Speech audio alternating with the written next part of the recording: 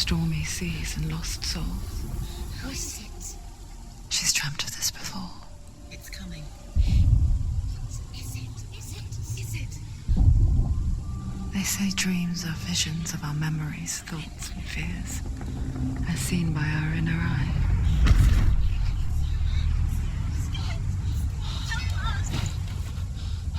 But what if each one of us is always dreaming, even when awake?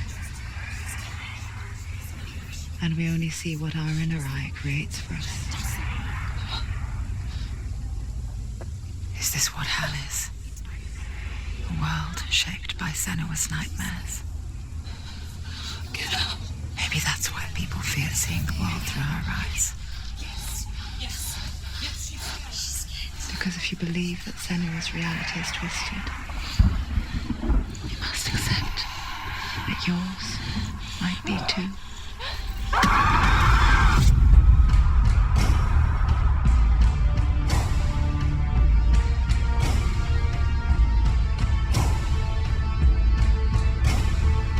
HELLBLADE Senua's Sacrifice is a video game about Senua, a Celtic warrior on a vision quest into Viking territory. But what sets our hero Senua apart is that she suffers from severe psychotic mental illness.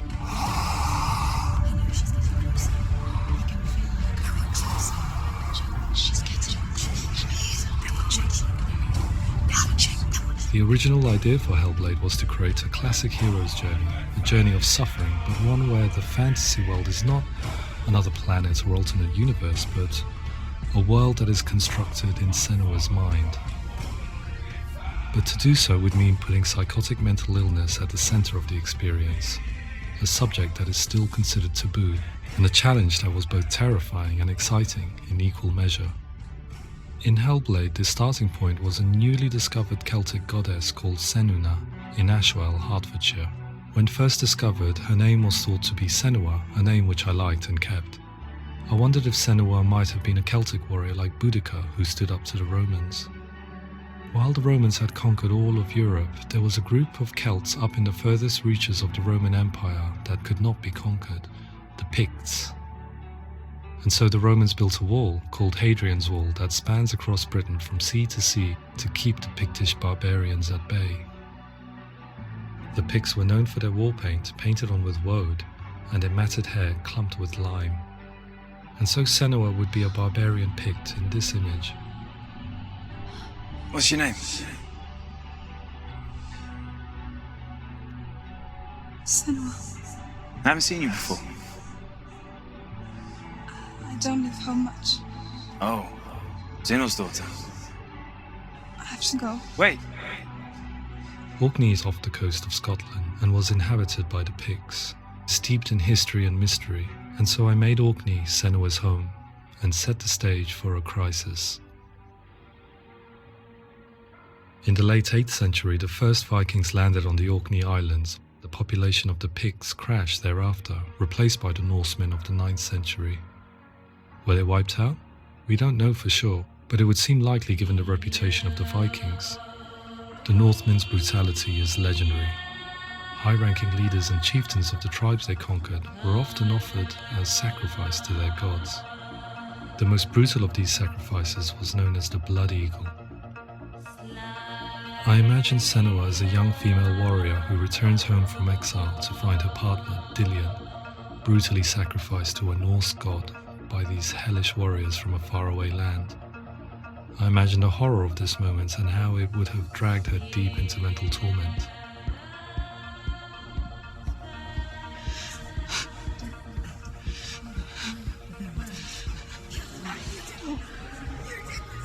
No!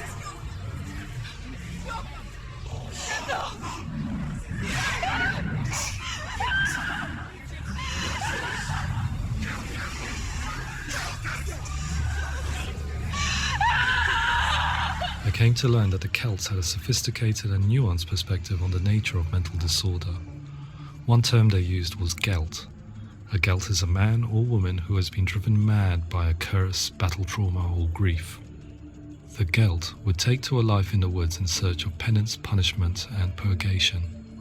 And so Senua became a gelt, cursed by darkness, looking for redemption in the wilds. Another word the Celts used in reference to mental disorders was druth, meaning fool, or Liar. one who utters the words of God. They tell of the mad sinner who flees battle into exile and takes on a beastly nature, growing feathers on his body. The character called Druth in Hellblade is based on a little-known person called Findan, an 8th century Irish Celt who was captured and enslaved by the Vikings, but eventually escaped to Orkney where he became a monk. I will tell you my stories of hell, if I may walk with you. Upon meeting Senua, it would be his stories that fuel her quest deep into their world of gods. The Northmen say the world will come to an end. The sun will grow black, the earth will sink into the sea, the stars will disappear, fire and water will meet, flames will play against the sky, the heavens and earth, and all the world will be burned, all the gods will be dead, and the warriors of Valhalla will people everywhere. Senua, prepare yourself for Ragnarok, for it is nigh.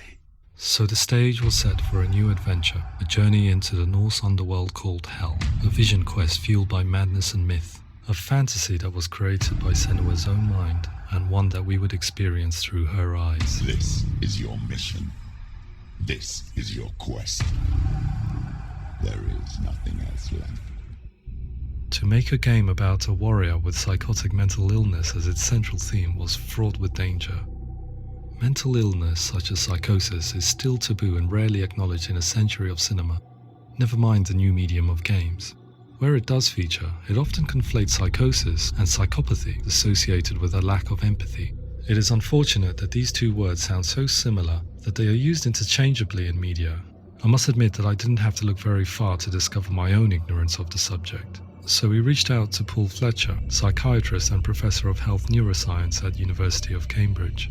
Psychosis is a descriptive term, and it refers to having a loss of contact with objective reality. So it's characterized by two main sets of symptoms. One of them is hallucinations, where somebody experiences perceptions when there is no actual objective thing out there to perceive. Who are you? And the other is delusions, where somebody comes to very often bizarre, unpleasant, frightening beliefs when there's no good evidence in favor of them. There's no doubt about his loss. The source of the darkness is in Helheim. And the goddess Hela holds his soul there. We reached out to Welcome, a biomedical research charity that spends billions on research and awareness programs aimed at improving health. Mental health hasn't always been presented in the media in a way that is particularly helpful. It can be challenging to engage people with the subject matter, and there are a lot of preconceived ideas about mental health, and particularly schizophrenia and psychosis. So we hope our support allows the team to continue to collaborate with Paul Fletcher and with those who have experience of psychosis to create a game that provides a fresh perspective on the condition and allows audiences to engage with it in a way that just wouldn't be possible in any other medium. What started out as a brief consultation convinced me that we were only scratching the surface of an immensely deep and interesting subject that could enrich and change the very nature of the game. That's cool. Thanks so much for coming here. Pleasure. Thanks. It's really interesting for me. I'd love to be involved. I think it's fascinating. Absolutely. Our understanding of psychosis is still very much a mystery, and ways of treating it are still primitive compared to physical illness. After all, it is easy to see the pain and suffering caused by physical diseases or physical trauma. It is not so easy to see the mental suffering and trauma of severe mental illness. But what if we could find a way to see it? Games are capable of drawing you in for hours on end, playing the role of a character who is different from you, experiencing their perspective, and actively involving you in a world that functions with a different set of rules.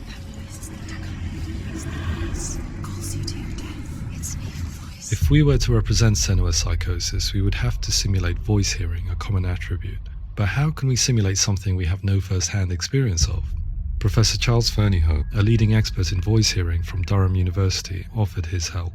Hearing voices is an experience that is usually associated with severe mental illness, and crucially we know that hearing voices is a part of ordinary life for many people who don't meet the criteria for mental illness. Yeah. Oh, that's not him in real life. We know voices vary according to where they appear in space. Voices can appear far away in the distance, they can appear right there in your ear, they can seem to be coming from inside your head. Based on the information Professor Fernie Ho provided, I put together a sound brief and invited some actors to the studio. We recorded the actors using a binaural microphone, which records the 3D spatial position of sound, replicating the way sound is heard by human ears. It gives you an incredible sense that the person you are listening to is right there beside you. Can't see where she's going.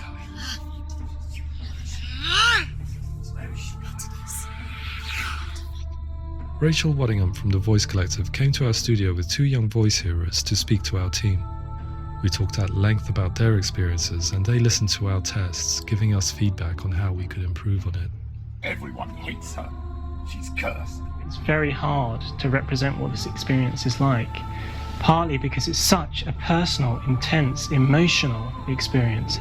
It's testament to how Ninja Theory have been listening to what the researchers are saying, but also, crucially, listening to the experts by experience. What they've come up with is so compelling. It's by far the best representation I've heard of what these experiences are like.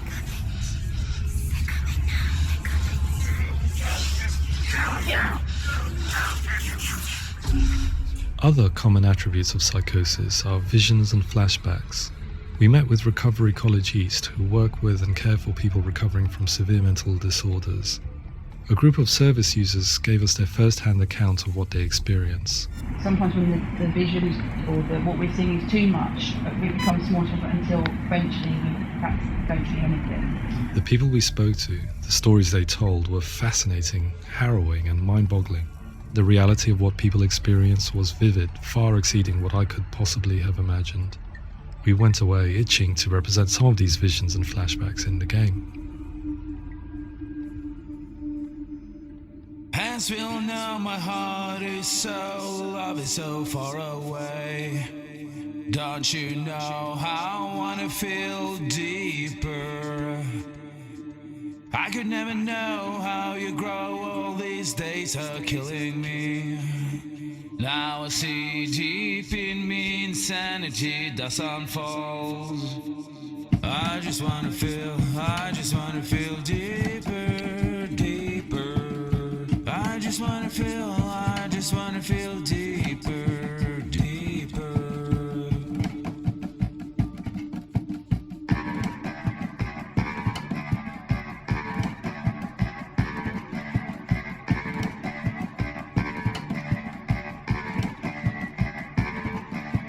As we all know, my heart is so, love is so far away. Don't you know how I wanna feel deeper? I could never know how you grow, all these days are killing me. Feel like this, read like this, I just wanna live, that's all. I just wanna feel deeper, deeper. I just wanna feel deeper, deeper.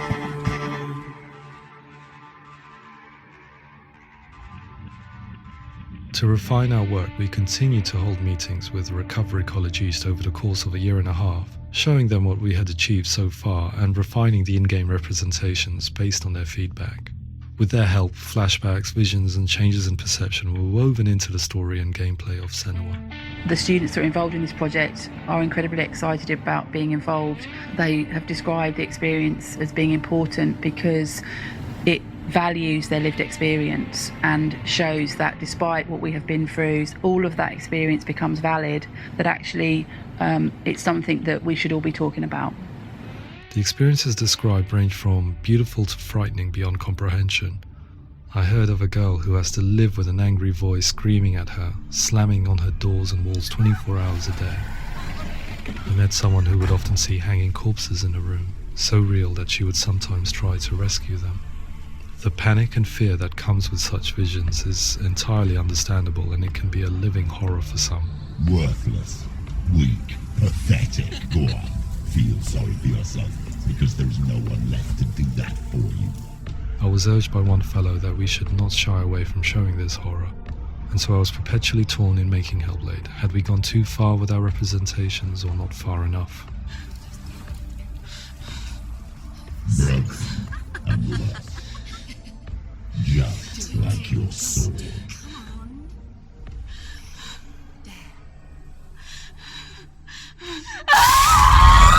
In some ways, voice hearing and visions were the low-hanging fruit, so to speak. There's another aspect of psychosis that is much harder to explain, but one that I think video games are uniquely able to represent, which are often called delusions. People begin to see patterns in the world. They begin to link things that most people wouldn't link. Most of the things that we might think would be coincidence or, not worth commenting on. Nevertheless, that might have a particular salience or importance for them. One individual described how everyday words, sounds, colours and objects were steeped in meaning to him, forming a strange and sinister puzzle that he was determined to solve but could not quite get to the bottom of. It's not just brain dysfunction. It's not like the system shut down. It's actually an incredibly creative process. The person creates a world populated with voices and phantasms and terrors, and they're completely immersed in it. They believe in it. We often invite people into the studio to play the game. In one of our playtests, they played through much of the game, making associations between runes, secret messages, and the threat of darkness that stalked them. There are many things that happen in the world of Hellblade that make perfect sense within the context of Senua's mind. The dark rot that's killing her slowly from within, the secret runes of the gods that block her path to Helheim, and strange associations that exist in the game to confuse you. To complete Senua's quest, you have to internalize and accept the logic and meaning behind these things to progress. Afterwards, they said that they didn't see much evidence of mental illness in the game. People with delusions of all sorts would argue the same thing, that they are not aware of their experience being abnormal in any way. I need this sword. It's important. Representing perception changes and thinking patterns within Hellblade gives us a set of symptoms common in psychosis. But people with lived experience were keen to emphasize another point, that it is wrong to define a person by their symptoms. Quite often, the illness comes not from the symptoms, but from the stigma, isolation and mistreatment that comes about from the rest of society. They say that I'm cursed. What if they're right? I needed someone to portray Senua, someone who could believably internalize her suffering.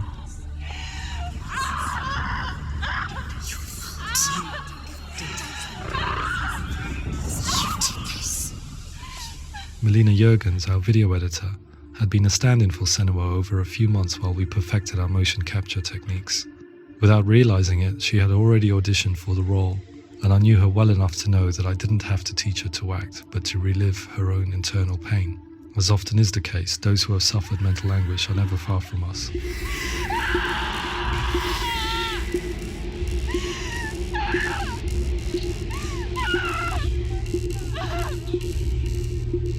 My hope is that by creating a compelling and aspirational character in Senua who feels very much real, albeit in a fantasy setting, we can provide a lens into her reality, a different one to yours, and this is where storytelling comes into play.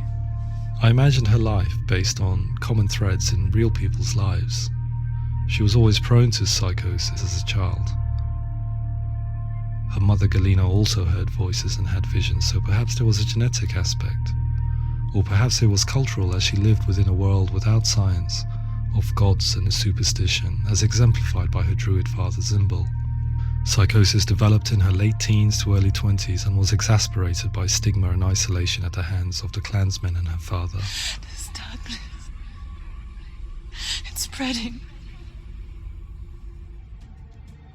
The trauma of seeing her lover Dillian sacrificed tips her over the edge, making her remodel her reality around a concept that connects everything: the darkness. So the question, is what Senua experiences real? Can only be answered by saying, yes, it is real. It is her reality. All of her suffering will have been for nothing. It's just a matter of time.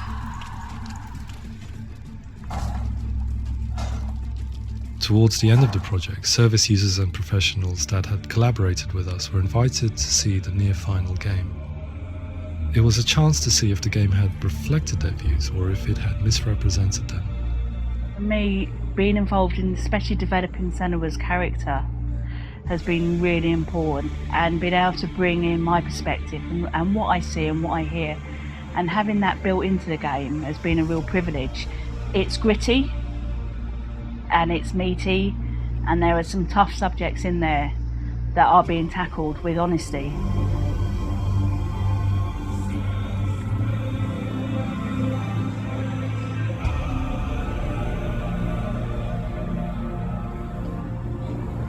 I was blown away by it today, absolutely blown away.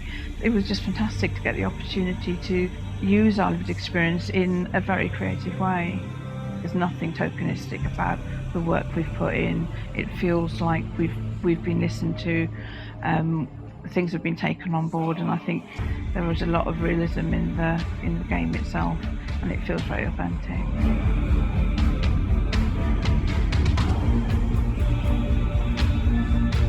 HELLBLADE will give people a good experience of what it's like to hear voices and have those experiences. I'm glad that the guys at Ninja Theory have asked us to come along and help them build an experience that's positive when it comes out, and get myself a copy and have a go.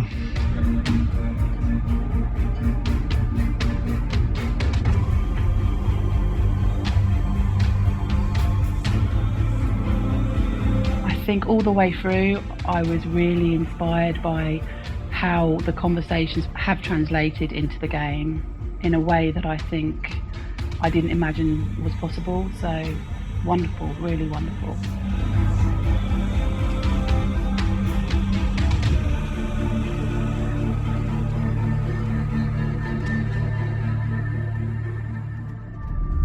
I really hope that others will follow the lead they've set and use the power of something like a video game to change people's perceptions, to increase understanding, and ultimately to make some of the stigma around voice hearing and other experiences go away.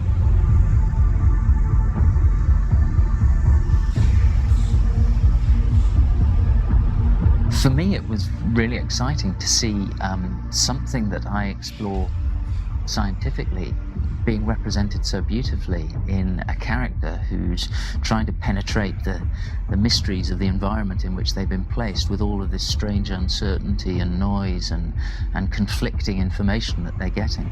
I'm very excited by this way of trying to represent mental illness, because I think it actually might be offering us insights that we wouldn't get from pure scientific explorations, and actually giving us quite an empathic view of what it might be like.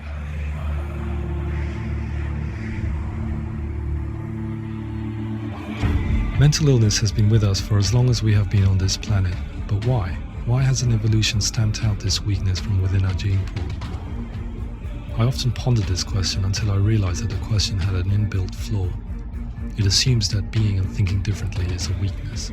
The only reason we have computers, spacecraft, medicine, poetry, art, and yes, even video games is because individuals were able to simulate new abstract realities in their minds and share them with the rest of us. We need people to be willing to see differently in order for us to progress and survive as society. And we need to be open to these new ways of seeing. And it is this spirit that motivated me to create Senua's story and share it with you.